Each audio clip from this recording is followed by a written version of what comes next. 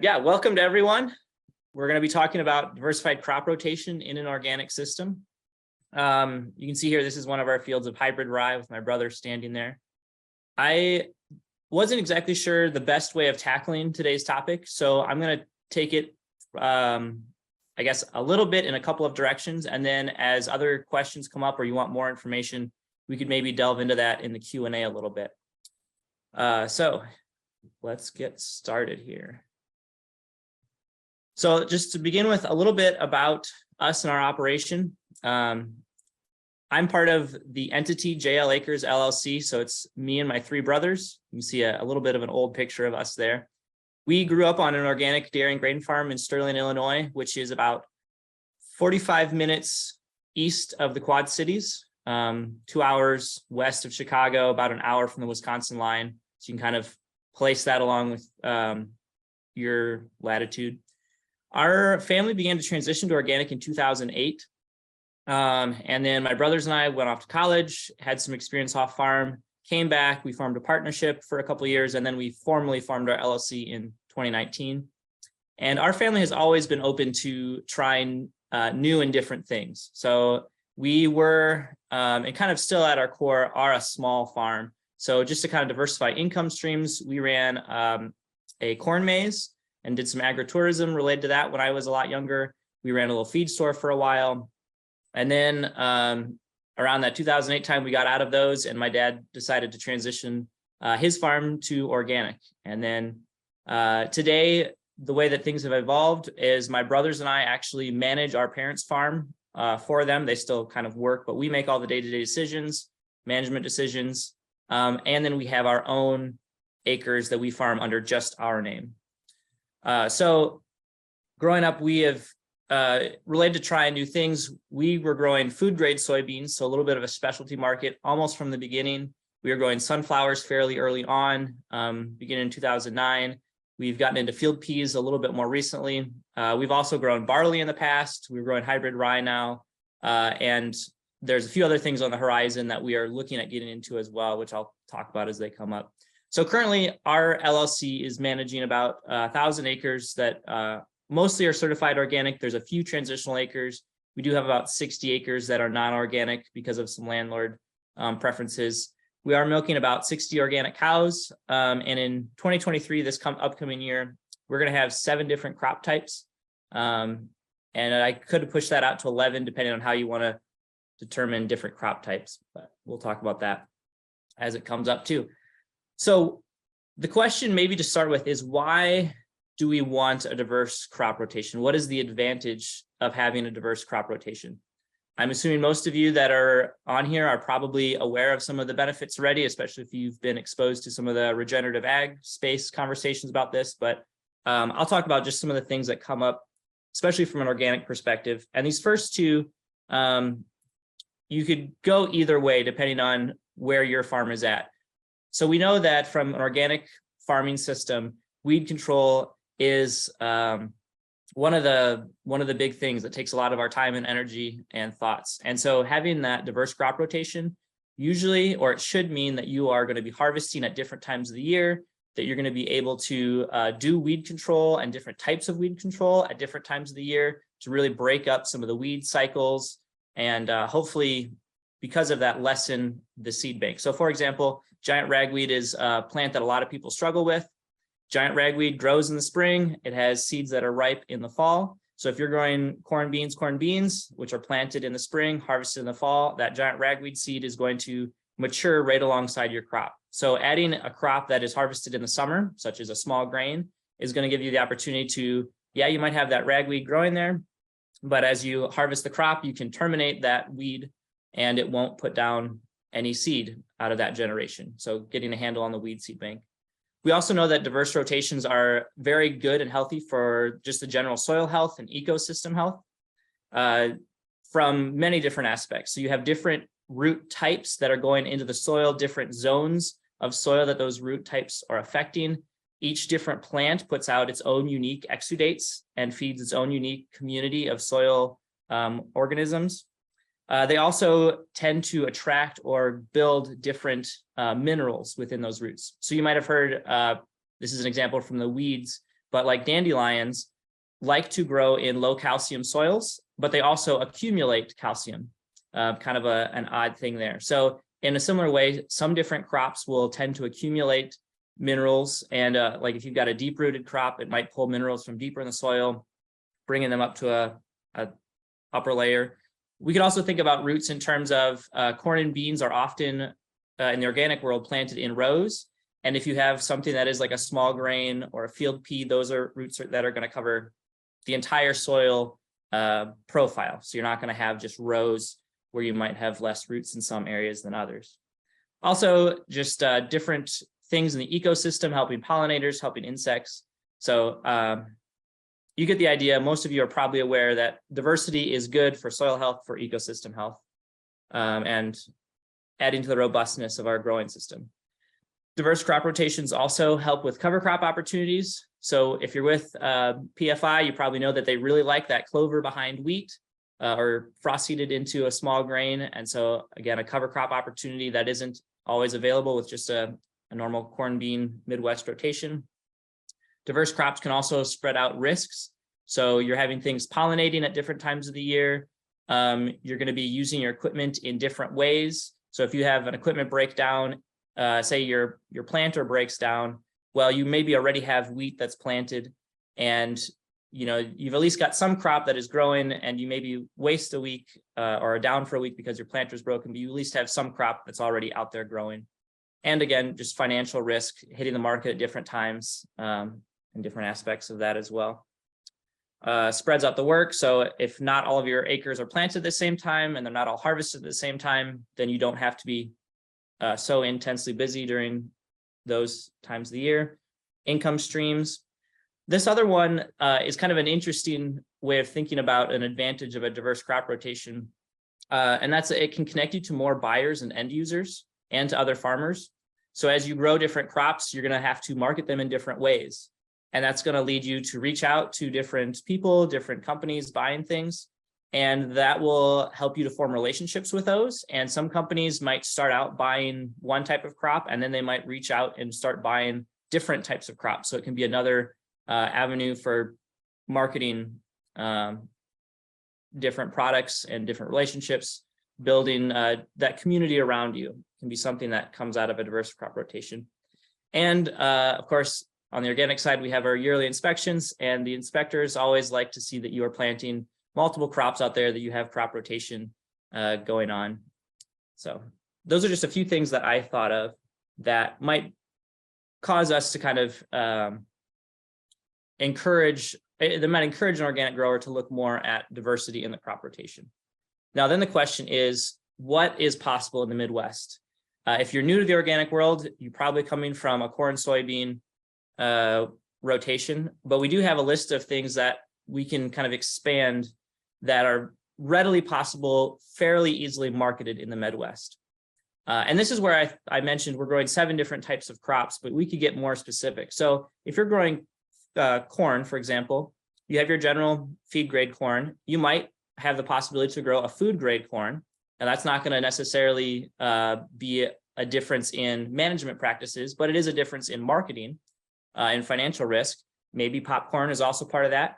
Or maybe you're in a situation where you could grow silage corn on your acres for a neighbor, and that's going to be harvested at a different time, allow an opportunity for cover crops or some other practices related to that. In the same way, soybeans, you can have feed grade, or you can have the clear hilum food grade. Those are going to be handled very similarly, but there is a little bit of a diversity in terms of, again, marketing and the connections that are needed for those different avenues. Small grains, we have a variety of small grains in the Midwest that can be grown. Wheat, we've got our cereal rye, hybrid rye, triticale, oats, barley. So there's different ways and different types of small grains we could think about in our rotations, each with their own, advantages and disadvantages. And alfalfa, or hay. And that one we'll talk about a little bit more in detail because it's a little bit more location dependent, but that is a common crop that can easily be grown in the Midwest. So most of you, if you are looking at, you've maybe come from just a corn soybean type of rotation and you're wanting to diversify, you could look at maybe within corn or soybeans, trying a different marketing avenue. or if you're looking for an actual different type of crop with a different window, maybe you need to take care of some different weeds and want more opportunities for cover crops, you could look at small grains and alfalfa or hay. And it's there's going to be lots of common knowledge about how to grow those in the Midwest. But if you are interested in going the next step, there are lots of other options that also grow well in the Midwest. The top of the list there, I had field peas. If you are in the Iowa region, you're probably familiar with Pruis. They used to be World Foods. They are who we have done our primary marketing for field peas. But there's also an opportunity to grow field peas for cover crop seed, either to neighbors or through a small regional distributor. Sunflowers are something that we're actually growing sunflowers with Purdue Agribusiness, and they get trucked all the way down to Georgia. So if you are in Iowa or surrounding states, maybe a little bit further west, if we can grow sunflowers in Illinois and they can be trucked to Georgia, I'm sure there's organic buyers of sunflowers in the Dakotas, and that would probably be closer for you guys to ship them to than us shipping to Georgia. And that's a crop that readily grows in the Midwest. Edible beans are another one. Those contracts are very hard to get. Canola is something that I'm starting to see some more buyers look into contracting canola acres in the Midwest. Buckwheat is something that's grown. I don't know as much about marketing buckwheat. Hemp is also something that you can keep your eyes out for opportunities in the future. I had a call just a week or two ago from the first person who they're within about an hour from our place that is starting a fiber hemp business, and they're looking for growers to possibly grow hemp for fiber for them. So that is something that is a potential coming on the horizon as that industry kind of develops a little bit more. There's also possibilities to grow some other things that are maybe not as well suited for the Midwest, but might be something for you to try. Flax is something that grows in the Midwest. Camelina is an oil seed that they're developing with the University of Illinois as an oil seed. Sorghum is grown in drier places, millet, chickpeas, lentils. I think there's opportunities for some of those crops if you are maybe a smaller farm and want to try a new avenue. I think I would love to have the opportunity. We just don't have the resources. We don't have the time really to put together and grow a millet, a sunflower, and a cracked corn or corn and crack it, box it up and sell it as organic bird seed. You can see that's a mix that sells in a lot of stores, and there might be an opportunity to sell that on Amazon as an organic bird seed mix. My dad was telling me of a story he heard of somebody who during the pandemic started taking ear corn and boxing it up and selling it through Amazon or wherever as squirrel food, just ear corn in a box, and people are willing to pay the shipping because they want that. And now they're selling, I don't know how many bushels. It sounds like a lot of ear corn just online that way. So there's opportunities if you get creative, if you want to try some other crops to maybe market them yourself, if you're looking to venture out into some new areas. So I'll talk about just a couple of the crops, the alternative crops that we grow and some things to think about. And I offer just a few bullet points on these crops because I know that there is places where you can go, and I think even PFI has had webinars or Farminars with people that specialize in growing these that you can look at more detailed information. But just to give you an overview and get your wheels turning about if these are something that could work in your system or not, I'll talk about a couple of them. Here you can see this is buckwheat. It's a cover crop field that we had a couple of years ago, and these nice, beautiful white flowers blooming there.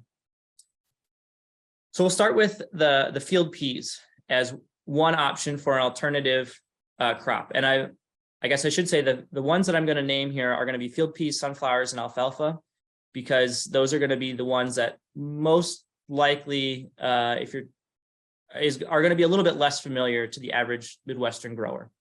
So field peas, we have a nice field pea there picture.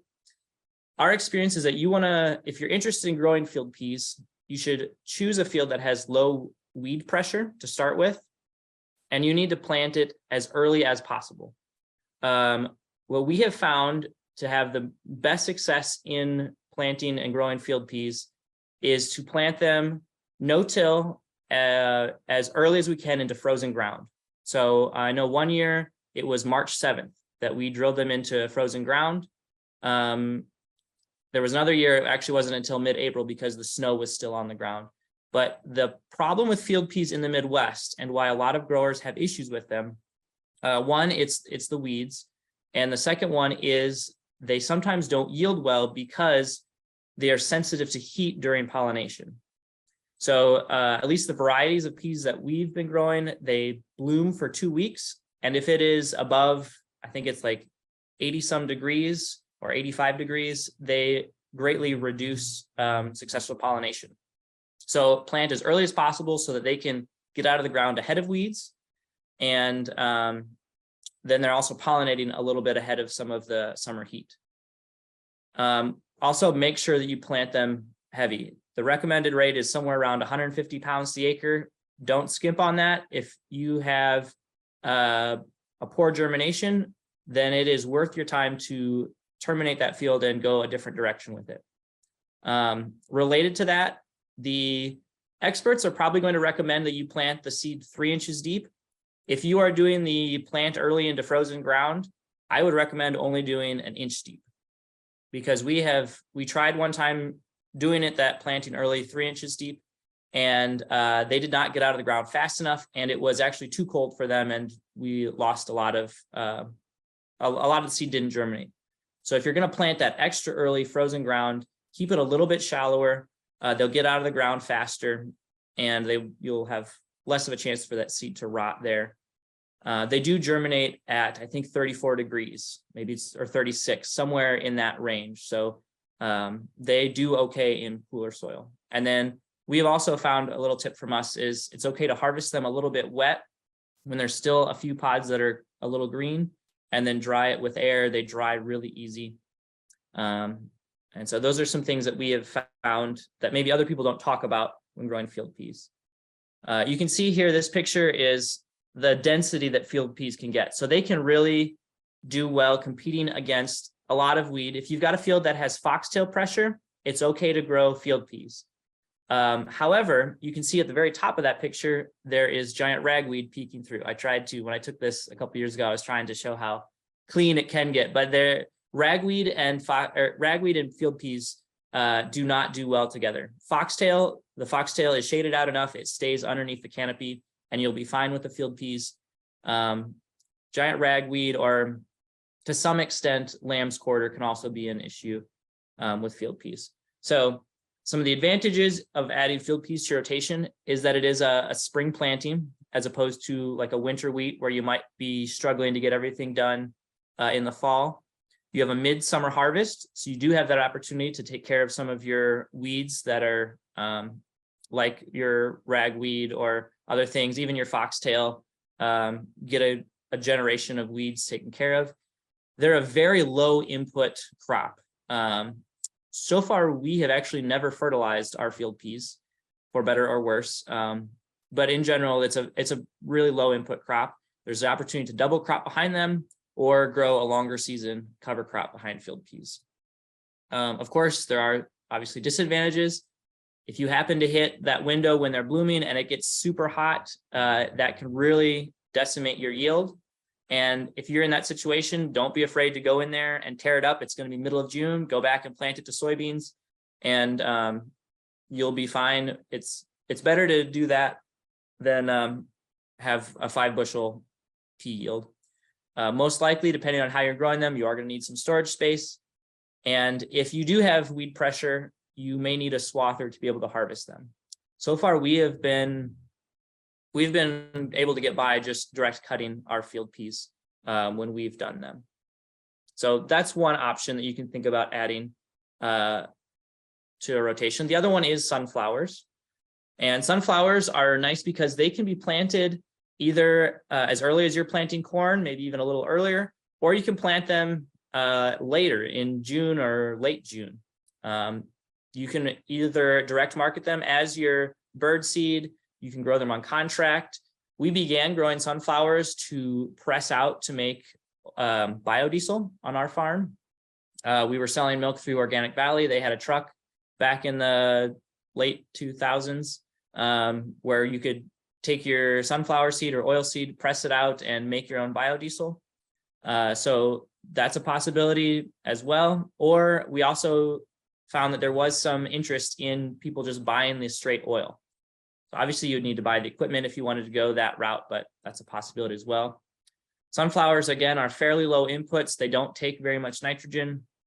Usually when I've advised people on sunflowers, I've said we'll talk about how to space these in rotation, but if they're following corn, for example, if you put a lot of, say, poultry litter on your corn, I would not fertilize the sunflowers at all, and they will be fine pulling some of that residual nitrogen off of a really heavily fertilized corn crop. The weed control on sunflowers is going to be the same as corn or soybeans. Again, you harvest them a little bit wetter so they don't shatter. And there's a variety of different ways that you can harvest them. There could be some discussion about if some are better than others, but there are multiple options for harvesting sunflowers. And the advantages of sunflowers in rotation are that they do have those deep tap roots. They're going to go down, they're going to pull up some of the nutrients that your corn and soybeans are not going to reach, and bring those closer to the surface. They are also pollinator friendly. Lots of bees love sunflowers.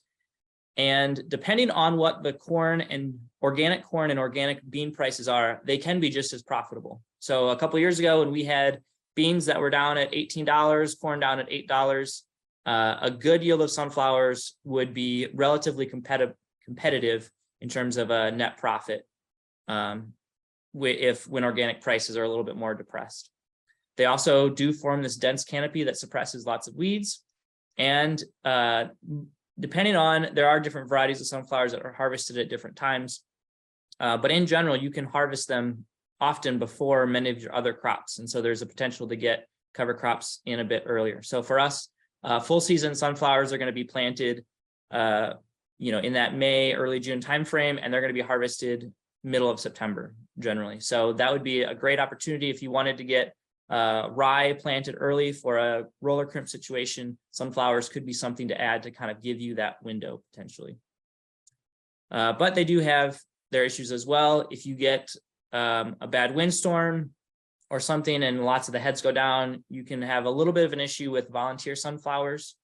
And they're also a little bit susceptible to wind damage, depending on what storms maybe roll through the area in that August, September timeframe. And again, you're probably going to need storage. You're going to need a way of somehow getting air to them one way or another. And the last thing I'll talk about here is alfalfa, because it used to be a lot more common to be grown in the Midwest. And I think over the last few decades, as a lot of the livestock has concentrated in different areas, it's less and less common. So just an overview, if you are unfamiliar with growing alfalfa, it's seeded in the early spring or late summer. So your April or late August, usually when not a whole lot else is happening. It does like calcium, and it does like it in a little bit higher pH soil. Related to that, if maybe you're growing alfalfa currently and you're struggling with leaf hoppers, that probably means your calcium is a bit low. So we have found the Midwestern BioAg product, Organicow. An application of that has taken care of our leaf hopper and aphid issue in alfalfa. You want to plant it or broadcast it. We actually broadcast all of our alfalfa. We use a roller and roll the field once or twice, get it nice and packed, broadcast the seed, roll it again. Alfalfa loves packed soil, packed surface soil. And then if you do seed it in the spring, you can get 2 or 3 cuttings the first year. The first cutting is going to be probably very weedy, and you want to just find somebody that doesn't care how clean it is to, or you can also just mow that and chop it and leave it. You can also, so you get a couple cuttings the first, well, you can read it there, first year. And then the timings of the cuttings are going to depend on who your end market user is. So for us on the dairy side, we are mowing about every 21 days, give or take, which is a very short window on alfalfa. We also don't keep our alfalfa stands for more than just a couple of years. So we can be hard on them because we are rotating them out. Or if you're going to more of maybe a beef feedlot opportunity, you can stretch that out a little bit longer and get more tonnage from that perspective. And if you, again, talking about giant ragweed, because that's one that we love to, if we've got a problem with that in the field, we'll throw alfalfa in there. you want to have at least 2 years of alfalfa. Your alfalfa takes there's an upfront cost to establishing the alfalfa in terms of seed and labor. And the longer you have it in alfalfa, the more that gets diluted across the years. So you want at least 2 years of alfalfa. If you're making an improvement on weeds, 3 years is even better. So some advantages of alfalfa: it does break up your weed seed cycles. The weeds try to keep germinating, you keep cutting them off. If you've got a Canadian thistle issue, alfalfa is going to be great for you. Just keep cutting it off, depleting those perennial weed roots. They do have, again, those deep tap roots. It grows well in dry weather. Often in this part of the world, in northern Illinois, my dad has always said in a drought, the alfalfa is going to yield better than anything else. It's able to pull some of that moisture reserves out of that deep soil and continue to grow where maybe your corn or soybeans can't get down as deep. But you do need a market for alfalfa. So we have some neighbors that have transitioned to organic, and they have partnered with, we have some local feedlots in the area, and there's different ways you can work with your neighbors and say, I'm going to grow this, give us at least enough to kind of break even on our costs, because the benefit of the weed cycles and other things are worth it to us. Or if you want to be more hands-on, you can try to market it to different specialty markets and things like that. So you do need some equipment in the area, whether that's your own or hired or done custom. It's not going to be as profitable generally as your corn or soybeans, but it does have the advantage of breaking up your weed seed cycles. There are some people that are concerned when growing a hay crop about the amount of material that is removed and it depleting nutrient reserves, which can be a valid concern. But doing the quick math, if you're going to grow a 200 bushel corn crop, you're going to remove a little over 10 tons of material just in seed at a 56 pounds per bushel. And that's going to be probably very equivalent, if not more removal than one season's worth of alfalfa. So just like your corn and beans, you are going to need to invest a little bit of fertility in that. You can't just plant it and forget about it. But you're not going to be mining the ground as bad as what you maybe think. Even though you're removing that hay every year, a good corn crop is going to remove just as much as a year of hay or alfalfa from a just biomass off the field perspective.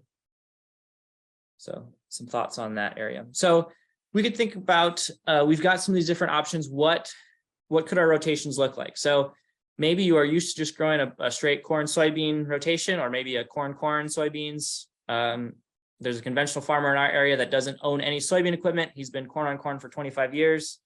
Maybe that's your past as well. Well, we could look at adding a small grain into the rotation, corn, soybeans, small grain, whether that's an oat or a wheat, depending on what your options might be. Then if you want to go the next level up, we could look at adding cover crops into that system. So corn, and probably a cereal rye cover crop, and then soybeans, small grain, and then maybe a clover or a legume back to corn. So adding diversity in not only the crops you're taking off, but then also the cover crops that you can grow there as well. And we could also think about, with your small grain, you have the opportunity to underseed a clover cover crop and really maximize the nitrogen, or after the small grain is harvested, you could plant a diverse mixture of 12 or more species. And so there's benefits and advantages and disadvantages to either one in those situations, but it gives you that option. Okay, what about something else? Maybe we have a market for alfalfa. We could look at a corn cover crop, soybeans, small grain, and then 2 years of alfalfa. We could grow that and then go back to corn. That's one option. Maybe we don't have a market for alfalfa, but we think, well, maybe we could try some field peas. So you could grow your corn crop. In this situation, you probably want to do at least a little bit of tillage in the fall to kind of take care of some of that corn residue. I would not recommend deep ripping if you're going to no-till into frozen ground, because you need some sort of supportive soil there to no-till into frozen ground or partially frozen ground. But anyway, corn, field peas, you've got an open summer then to put a cover crop, get some rye started really good ahead of soybeans. Then you could do your small grain into another cover crop, and then you can go back to corn. Maybe you don't want to try the field peas, but sunflowers sound interesting. So you can do a corn, soybean, sunflowers. You could also play around with this a little bit. I talked about taking the fertility from the corn and using that back into sunflowers. So you could flip-flop that and do corn, sunflowers, soybeans, and then have more room after the sunflowers to prepare for the soybeans. And maybe you want to try a couple different things. There is definitely the possibility of double cropping sunflowers after field peas. I had done a presentation. We had a SARE grant a couple years ago. I did a presentation earlier this fall or this winter on our experience double cropping sunflowers after a winter wheat. And you can look at that. The summary of it is double cropping sunflowers, even in the worst case scenario, will be okay. So after field peas come off late June. You can get those sunflowers in beginning of July and get 2 harvests in that season there. And then, soybeans, small grain. You can understand there are different ways of playing around with these. There are different ways for them to fit cover crops in around them. And then, so we have a situation where the landlord had small grandchildren, did not want any tall plants planted there, or maybe you might have a situation where you want to just see, what if I didn't grow corn or soybeans? You could grow a field pea, a canola, sunflower, small grain, alfalfa rotation. You can get real creative with how some of these fit together. So this is what some of our rotations are using some of these diverse cover crops. And I guess I'll preface this by saying, in general, and this really annoys our organic inspectors, we do not have a set rotation. We don't do a corn, beans, something back, 3 or 4 year rotation or 5 year rotation. We look at our overall farming operation and we say, what are our needs from a dairy perspective? What do we need to feed the cows? What are our needs from a financial perspective? And then also, where are our weediest fields that need addressing? What are the weeds in those fields and what crop rotation is going to help those weeds? And just kind of look at the overall picture. We still plan about a year or 2 out, but we do not have a set rotation. So these are some of the ways we've incorporated some of these different crops. So this one field, we had corn in it 1 year, field peas, and then we actually double cropped corn after the field peas. So with the dairy, we could chop that corn and get the feed value. That corn did not mature. It was definitely, somewhere in the milk stage. I couldn't even really tell you. We estimated that it was actually about 100 bushel corn crop with 0 inputs. So we just had the corn the previous year. We grew field peas. They did, I think, around 45 bushels to the acre or so. Double cropped corn into it, 0 inputs into the corn, 0 inputs into the field peas. And we had what we estimated to be an equivalent of 100 bushel corn crop in silage from that field. So in terms of what we put in and what we got out, we were very satisfied with that. Then we grew soybeans the next year, corn, and then currently it's got a cover crop of cereal rye. We're going into soybeans this year. That corn was also, I think that corn was actually chopped as well. So we're going to soybeans this year, probably wheat the following year, and then we'll have to decide if we want to go alfalfa or corn. But this is where we don't have a set rotation. We just look at the overall situation. We have another field. This is one where they don't want any tall crops growing. So it was soybeans. Then we grew field peas there, 3 years of alfalfa. Then we had soybeans this last year. It's going to be wheat this year. We're frost seeding clover into that. I think the plan right now is to go with a hybrid rye onto that field after the wheat. So that clover is not going to have a ton of time to grow, but there will be some clover there that we can then incorporate to hopefully provide nutrition for the hybrid rye. And then we'll have to decide if we're going back to alfalfa or if we do field pea, or we haven't quite decided exactly where we're going after that. Another field that we have, this is a little bit simpler. It was corn. We put in the cereal rye, sunflowers, soybeans, cereal rye. It's going to be soybeans this year. Then we're going to go to wheat the following year. So you can see that we take these different crops and we fit them in different places and in different ways, just depending on the circumstance, what our goal is, and the situation. So Some other thoughts to think about if you're interested in having a more diverse crop rotation, or just more diversity on your farm in general, is the possibility to intercrop. And what I mean by that is planting two crops either at the same time or in a relay succession, which would be a relay cropping, not an intercropping, but increasing the diversity in a given season and not just over the entire rotation. So we have grown an oats peas combo. Every couple of years we throw oats out there for the dairy. It usually lasts us about 2 years, and we'll throw peas in there as well to kind of help increase the protein in that feed. There are people I know in this area that grow oats and peas together and then separate them out at harvest. You do have to choose a pea that's going to ripen appropriately with the oat. There's also the possibility of growing wheat and peas together and separating those. That one might be a little bit trickier, making sure the wheat isn't planted thick enough that it's going to suffocate the peas. So that would take a little bit more planning ahead and thinking about. And then this next one, the soybeans and oats, I would not recommend that because soybeans does not like competition, but I know of somebody that has done it and says it works okay. It's just a possibility. Again, soybeans and buckwheat, I'm a little hesitant to tell you to throw lots of buckwheat out with your soybeans, but I do know somebody that intentionally seeds buckwheat in like a 10th or 10% of his rows, whatever that might come out to increase pollination.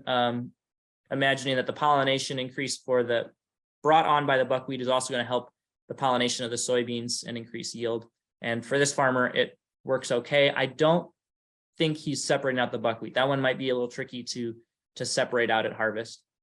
And then some of you might be familiar with Jason Muck and Lauren Steinlage with some of the relay cropping with wheat and soybeans and some possibilities in that. So that's one thought for just added diversity in general. The other thing to think about with these other crops is that marketing is going to be an issue. And we're fortunate where we're at, we have multiple avenues to market some of these different crops. And more opportunities for marketing diverse crops are opening up all the time. But that's something to be aware of. I think there is an opportunity to partner with a feed mill or a nutritionist to try to get them to work some of these other crops into their feed rations and feed programs. To be honest, if we're honest as organic farmers, the majority of the crops that we grow go into livestock. One way or another, most of them are going into livestock if you're in the Illinois, Iowa, general Midwest corn, soybean area. So how can we partner with other livestock producers, feed mills, nutritionalists, for them to be able to use and try some of these products, these crops that are not just corn, soybeans, small grain. So potentially there's an opportunity to work with people in that area. There's also the possibility to get together with some neighbors and form a larger marketing group to market crops, and sometimes volume can open up opportunities for marketing. Also, just in general, as you're thinking about diversity, know what risks you are able to take and what you are comfortable taking. Many of these crops are not covered by crop insurance. So our field peas are not covered by crop insurance. Our sunflowers are not covered by crop insurance. There are ways to work within the crop insurance system over a few years to be able to get them to be insured crops, but they are not necessarily insured from the get-go. And I also know that there's some other ways of having a farm insurance umbrella that's a little bit works similar to crop insurance, but isn't a revenue insurance looking at the entire system. So there are some workarounds, but just be aware that you're going to be trying something that's going to have an amount of risk to it. There's also a high likelihood of failure when you're trying something new. So the first year we tried field peas, it basically was a failure on a couple of fields that the weeds came in, we weren't able to get them harvested in time, and we ended up just terminating them, and it was just a learning experience for us. So again, you have to be able to know that you can handle a certain amount of risk. Don't try it across your entire farm if you haven't ever done it before. And if you have livestock nearby or available, it makes this whole thing a lot easier. You can mow down weedy patches, bale it up, feed it to livestock. You can, if you have the ability, just fence it off, let them graze mistakes. Livestock integration makes the organic system a whole lot easier. And it looks like there's going to be an opportunity to learn more about that on March 21st here with the PFI events. So just some other thoughts that I had putting together this presentation. I have there, if anybody wants to contact me personally, I'm okay having my information out there. My email, my phone number is there. We do have a website where I have a resource tab that has other podcasts, books, related websites and things for you to go to learn more about regenerative farming and ecological systems.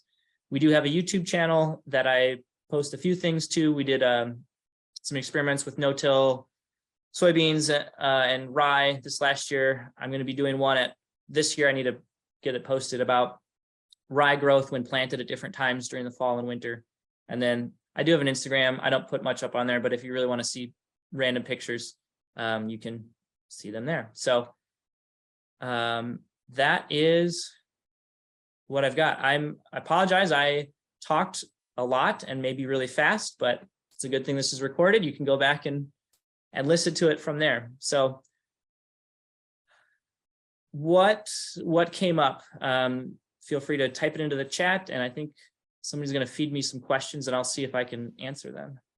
Yeah, hang on. I actually have one that I think is being worked on at the moment.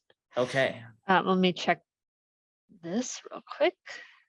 So if you do have questions for Jacob, again, the chat button is at the bottom of the screen that you're at, and you can just type them in there and I will make sure that they get to him.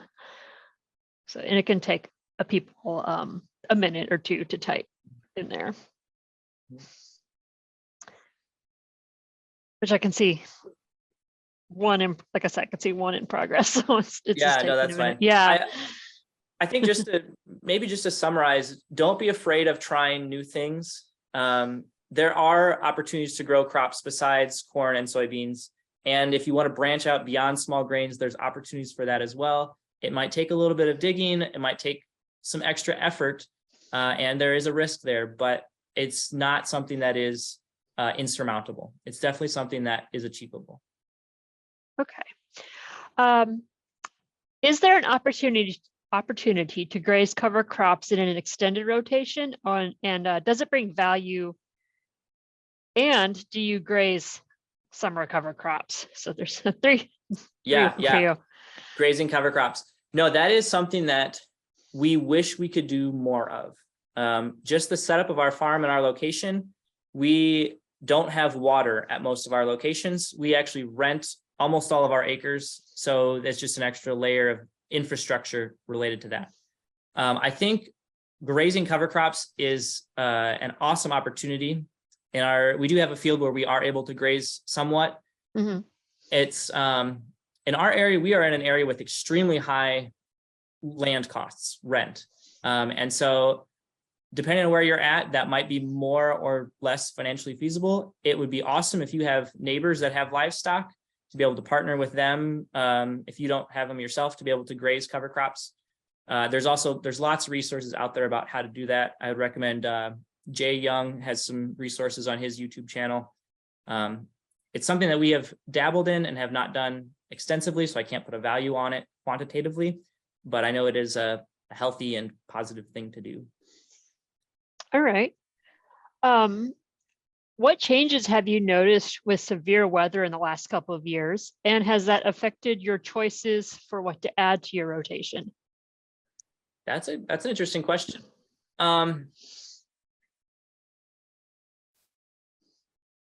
We are in a unique pocket in Illinois that has often avoided the very worst of severe weather in our immediate geography. And for example, this last year, we had a rain event that dropped 7 inches of rain about 20 miles north of us. It came through actually one of our fields and pastures and severe flooding, but the majority of that rain fell outside of our area. We have some wind events that come through, but it seems like they hit a little bit more closer to the Mississippi River, the bluffs. So as I think about severe weather, I mean, we do have the heat and cold, but for whatever reason, our little pocket of Illinois is a little bit shaded from some of the worst winds. Now I say that and we're going to get hit by a tornado or something. So going to how does that affect our rotation?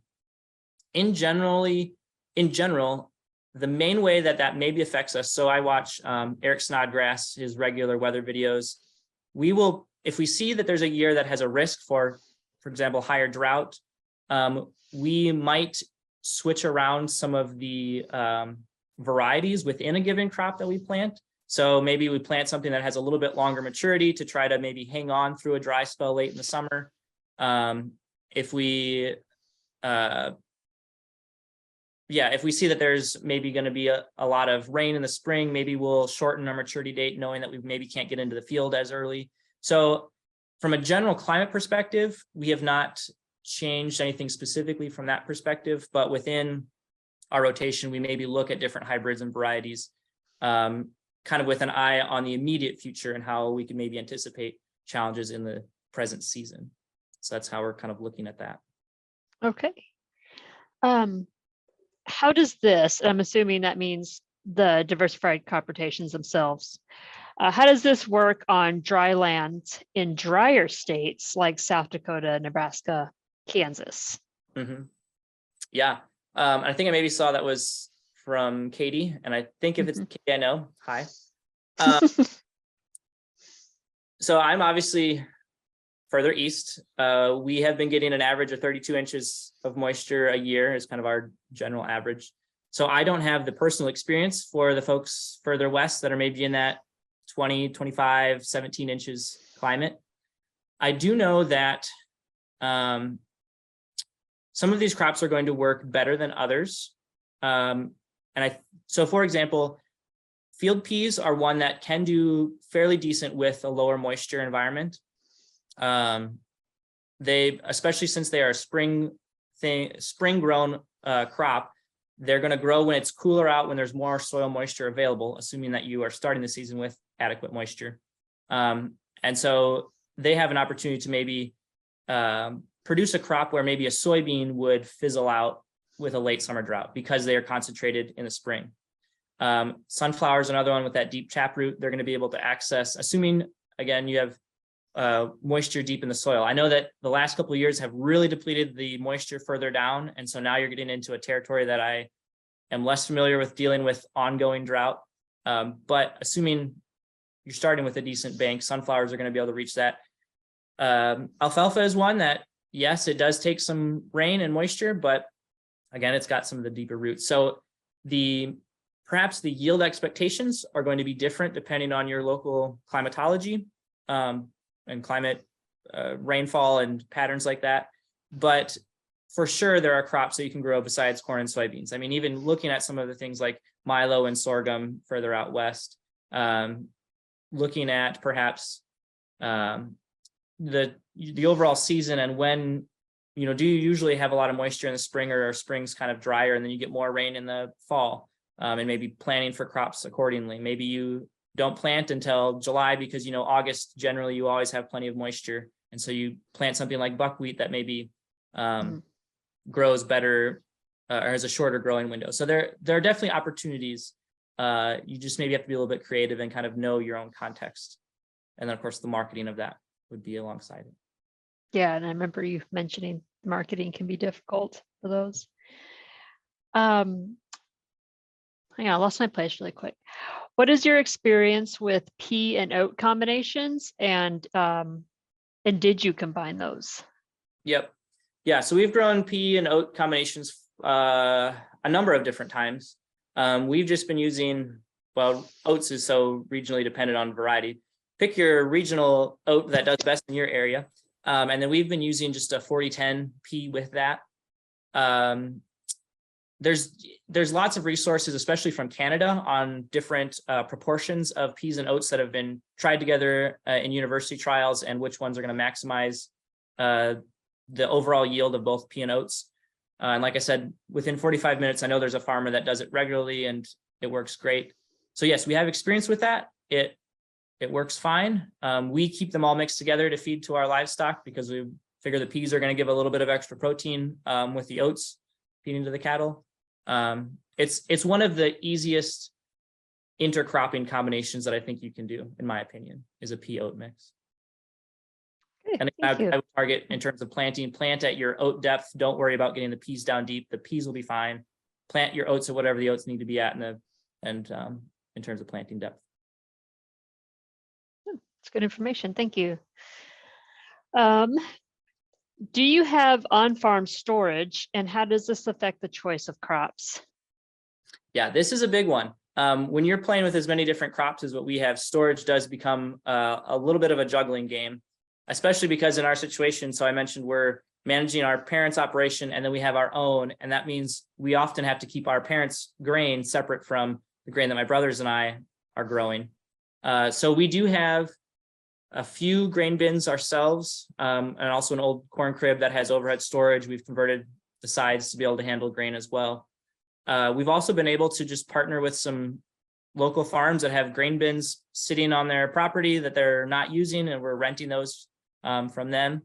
So oftentimes, whenever you're growing a specialty crop in general, whether that is a food grade soybean or food grade corn or anything that you're contracting that is going to add a premium, non-GMO soybeans, even non-GMO corn, you almost always need some type of storage, because you're often either a buyer's call situation or it's delayed by a few months from harvest.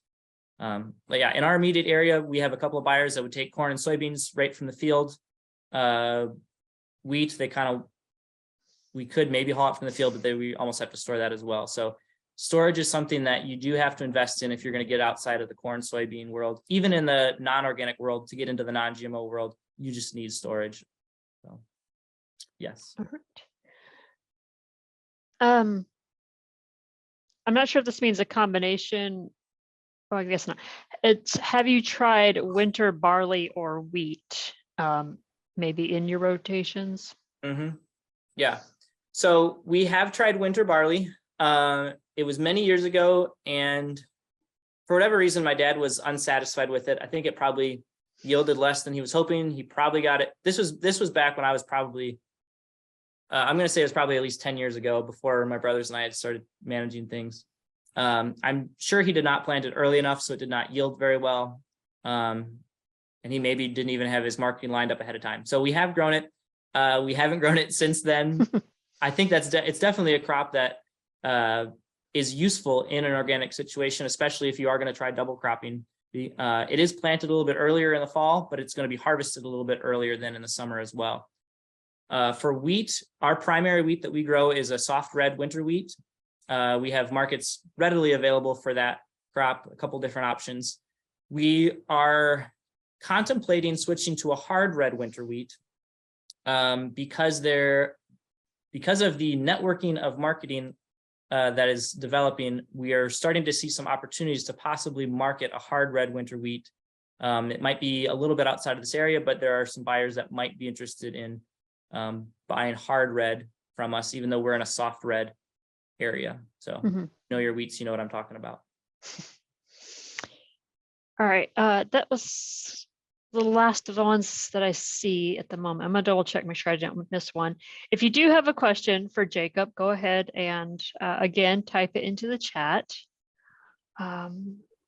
Just going back over, make sure I didn't miss one.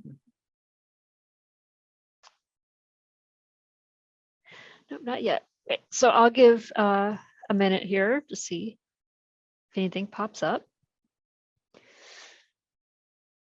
Oh, here we go. Has your certifying agency ever balked at a year to your rotation choice? So the way that we've handled that with our certifying agency, because they want to know what your rotation is, and so we declare a rotation. And because in general we have a way that we ideally most fields would kind of flow in a certain way. So we do declare that, okay, this is the rotation that we go with. We are certified through Oregon Tilth. I also manage a certifying, I won't get into the details, but we also manage a certificate under EcoCert and have some fields related to that one as well. So we do say this is the rotation that we anticipate doing. And we, as I said, we always try to know what when we plant our crop this year, we know what we want to plant next year. You have to plan in advance in the organic world. And yes, something might come up that causes us to change course, but we always plan at least a year and ideally 2 years ahead. And so it might not be a circular rotation, but we can say that to our certifying agency, we're not planting corn, beans, or corn, might be. So we have an answer ready. It might not be in the form that they are most satisfied with, but so far they've been okay with what we're doing. Okay. Hang on, this was a long question. I'll make sure I read it out correctly. Okay, how do you choose the right seed for this diverse slate of crops? Are there specific advertised traits that better serve your climate or your end goals? Yep. It is going to depend a little bit on what diverse niche of crop you're planting and what you're somewhat where you're marketing. So for our field peas, they provide us with the seed. So we don't really have a choice there, and we just trust that they are providing us with the best seed. So we are there's an element of trust there. For the sunflowers, the place that we are marketing through says this is the list of sunflower varieties that you can choose from, and then we can look through there and choose from that list somewhat. So most of these, you can go to that actual brand website and look up the different traits and things like that. We are growing we have a contract to grow high test weight corn. So there's a chicken mill in the area that is making chicken feed out of just high test weight corn and soybeans, believing that has a higher value for the chicken feed. And their only constraint is they want corn that's above a certain test weight. So whatever variety it is, as long as it's above that test weight, that's what they want. So it depends a little bit on what you're trying to do and where you're selling it. This is again why in the organic world, especially if it's an unfamiliar crop, it's good to have your buyer lined up before you plant it. That's not always possible, but it's an ideal situation. In general, as we're looking at traits, we might, depending on your situation, you might know, okay, if this is a field that has a bad white mold problem, we need to look for something that has a good resistance to that. Same with any of your small grains. They often list good resistance to different diseases or funguses that might come into play. So you have to know some of the challenges that are just in your region or in your area, and then maybe look at within those varieties, ones that might stand up to those. So, excuse me. All right, thank you. All right, when applying a cover crop after a cash crop, do you stay within a single cover crop like rye, or have you ever thought about it being beneficial to use a multiple cover crop mix? Yeah, that's a great question. And we have gone on a journey with that. So if you go back and find our YouTube channel, you can see that we have tried a number of different ways of looking at cover crops and doing cover crops. Currently, where we're at right now from a management perspective, we have gone to mostly a single species rye cover crop and then a clover for going into the small grain. We're still trying to figure out the best legume package for after, if we would do a soybeans, sunflowers into corn, what would be best to plant after the sunflowers. In the past, we have done a spring planted cover crops ahead of corn and sunflowers, and that was a 4-way mix of oats, peas, forage rape, and I believe I had the lentils in there as well. So that if you go back and watch the recording of this, that last page that had my contact information, that was a picture of a cover crop mix that we planted in the spring. Again, getting on there on frozen ground, doing it as early as possible, and then mid-May, early May, terminated it ahead of our cash crop. We have found from an economic perspective, single species is often the way to go. It gets real expensive adding different varieties or different species. And unless you have the full season for those to really express themselves, I don't think it's always worth it. So if you've got a small grain and you harvest that, we planted a 12-way mix. And especially if you're going to graze that, I think that's an awesome opportunity to add diversity, really get soil working in different ways. In our area in Northern Illinois, we get corn off, October, sometimes in November. Cereal rye is about the only thing that's going to grow well, planted that late. You might be able to get some hairy vetch in there to kind of grow, but with hard seed and some things like that, I don't know that we haven't gone very far into that direction of hairy vetch in the fall.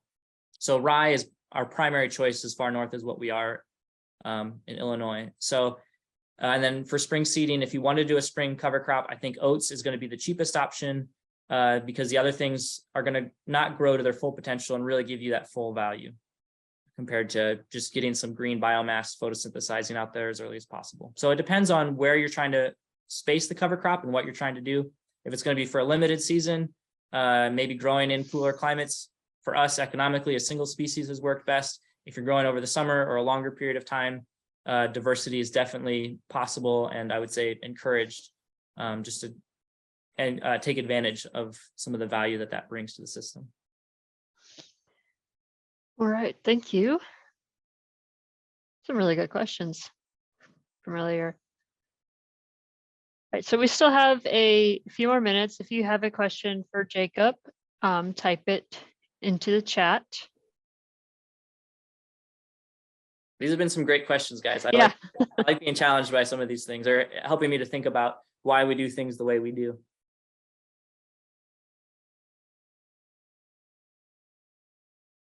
Just making sure, just doing one more check, make sure I don't miss any. I didn't see any.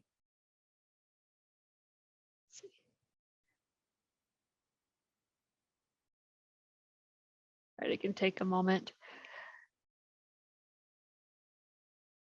The other one I'll maybe just throw out there as a freebie that we've played around a little bit with is if you are seeding a fall small grain, a wheat, a barley, whatever that might be, you're getting it in there, say the end of September, beginning of October.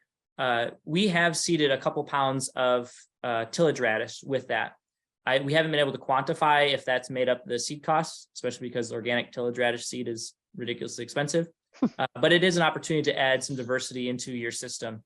I would probably not do more than 2 pounds, 2 pounds the acre of the tillage radish with your wheat or fall seeded small grain. But that is definitely something that you can throw out there to add diversity if you're looking to add diversity. All right, that's good to know. Thank you. One of our viewers is actually wondering, kind of off your last statement there, do you do no-till organic?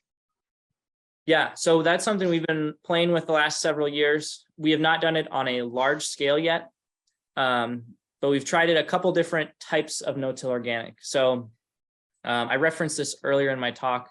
This last year, we took a couple acres and we had, so I should say, start out. First thing we did with organic no-till was we did cereal rye planted after corn. It got planted too late. It did not get enough nitrogen. We tried to no-till roller crimp soybeans into that. The rye did not have enough weed mat to suppress things adequately. The beans yielded like 20 bushels to the acre. So we decided, let's try this again. That's what you do when you fail, is you don't say, well, this is as good as it can get. You try again, you look at what could have gone better. So the following year, we took a field of rye. We had the opportunity again with livestock. We're chopping the corn off. So we got the rye planted at a somewhat decent time. It was still probably beginning of October or so. And then we took that field, split it down the middle. Half the field, we mowed the rye off and baled it to feed to the cows. The other half, we left the rye standing. And then we took, so we have a full tillage system that had a rye cover crop, all residue removed. We had a no-till side, all the rye left on there. And then we went and we said, can we do this on 7.5-inch rows instead of 30? What can the canopy of the beans add to either system? So we had a drilled beans full tillage. We had a 30-inch beans full tillage.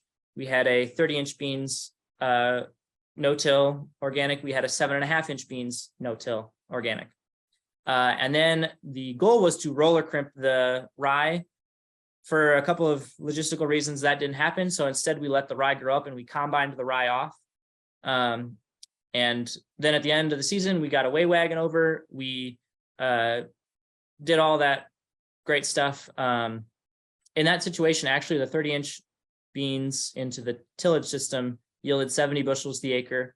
The 30-inch into rye, I think it was in the 40s or so. So again, I really hate to kind of like shove people to YouTube because I'm not trying to build that into anything big, but I did on our YouTube channel, I did video that results, and I have there kind of what we did and how each thing yielded. I did not quantify that in terms of profitability. That would be the next layer to add in terms of, okay, we didn't rotary hoe, we didn't cultivate. So how much money did we save there? And does that offset the yield difference in the different trials? So we are experimenting with no-till organic, mostly on the soybean side. We're kind of waiting for more to be developed into the corn side. I will say we do no-till all of our wheat that we plant after beans. And our cover crops are all no-tilled. So we don't do any fall tillage hardly at all. And so we're minimizing tillage where we can, still trying to figure out what is going to be best in our system. So that was a long answer, but yes. No, it's a very long and informative answer. Thank you. Do you have any soil test information, the soil type, maybe where you are, or maybe what kinds work best? And then OM? Yeah, organic matter. So we are in the situation where we farm about every soil type you can imagine. We have some of the best, deepest black soil, 4 to 5% organic matter you can find in Illinois. We also have some non-irrigated beach sand soil. We've got timber clay soil. We've got some other clay soil. We've got 2 different types of timber clay soil. I guess I'll say it that way. And then, yeah, the deep loams. We've got some sandy loam. We've got some sand. We do have a few acres of some of that loamy sand under irrigation, actually. So these work on about any type of soil that you can do. We haven't tried all of these things on all of those types of soils yet, but I know especially if you've got a lot of clay soil, a lot of poorer soil, our peas that went 45 bushels the acre, that was on some timber clay soil that struggles to grow 250 bushel corn. So they work some of our well, no, that's a different situation. So yeah, the soil type can sometimes be an excuse, but I don't think it needs to be. You just need to be aware of proper planting conditions, making sure if you've got clay soil, you're not getting out there and compacting it when it's too wet. If you've got sandy soil, making sure that you're getting things to grow there before all the moisture leaves it. So know your soils. And then organic matter, yeah, you might need to fertilize a little bit extra, but that also should not be an excuse to try new things either. All right, thank you. I think we're caught up on questions at the moment. So I'm going to wait to see if another one. I guess the other soil related thing that some people are often curious about, we generally have high magnesium soils. We are starting to get that cal-mag ratio into that ideal 70-20 or whatever that's supposed to be ratio. But historically, we have been higher on the magnesium side. So don't let that stop you from trying stuff either. So the message here is just keep trying. Just try. On whatever you're doing. Take 10 acres, and even if it ends up being a cover crop, it's you will learn something by trying something new. All right. I had a question, but I forgot what it was when you were answering the last question. So I'm hoping it pops back into my head. But in the meantime, if it doesn't, if you have a question out there, feel free to put it in the chat and Jacob will answer it in the amazing way he has been answering all of your questions so far. Let's see. Quick double check. I always feel like I might miss one, so I'm going back. The other thing maybe related that some people might think is an excuse, most of our ground is not tiled. So it's not like we've got perfectly dry fields either in the spring. So we've got our own wet holes and things to navigate around. What'd you say your annual precipitation or moisture rates were for the area? We're around that. Yeah, we're around that 36 inches or so. 2021 was a lot drier fall for us. We had a stretch in there where it didn't rain for about 8 weeks. Now out west, that's not a drought. That's normal for us. That was a flash drought. Did that set you back at all or cause any issues? The main thing that did was on the double crop sunflowers that year that I talked about. I did a presentation with the SARE grant. We had bad seed. They didn't grow. We had to replant those. They didn't get planted till the end of July. And then it rained like 2 inches in the next 8 weeks. And so that's where it hurt the most. We also had a dry spring that year. And so just on the general soybean side, we had an issue where the soil was drying out faster than the beans could germinate and get roots down.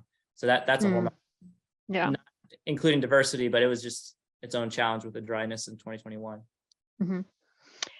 We do have one of our attendees here asking, what is your YouTube channel? And I think Emma, our tech person, has just supplied it in the chat. So if you're listening in and you want to check out Jacob's Farm's YouTube channel, you can click on the link in the chat and it should take you right there. Yeah, and I'm not trying to be an influencer by any means with that channel. I just think we're doing different things that a lot of other farmers are not doing, and I just wanted to share that information. Some of the early videos maybe sound a little influencer-ish because it was new. So that's where in the future, as we go forward, I'm going to be sharing some different things. Like I said, I've got some videos posted. We planted some rye at the beginning of October, also some around Thanksgiving time, some beginning of January. And then as we go through, I'll kind of chronicle how much that rye grew depending on when it was planted, and kind of answering the question, how late can you actually plant cereal rye for it to have any benefit? So if that's something that you're curious about, you can kind of follow along there, and we'll have other interesting things come up that we're doing through trial or error or on purpose. I'll try to keep things updated on there just to educate the broader farming community.